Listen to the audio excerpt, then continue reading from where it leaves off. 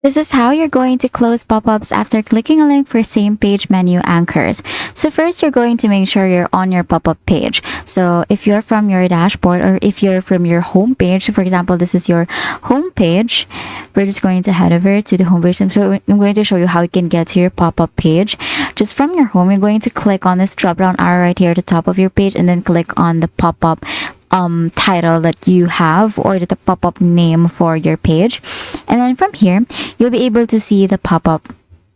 From your pop-up page, you're just going to click on this pop-up settings right here at the top beside the add element. You're going to click on that, and then we're going to head over to advanced. We're going to click on advanced, and then from here we're going to toggle on show close button after just set how many seconds you want to do this, and then you can also do automatically close after 5 seconds maybe. And after that, that's it. Your pop-up will close after clicking a link for the same page menu anchors. If this video helped you, please don't forget to like the video and subscribe to the channel for more videos like this.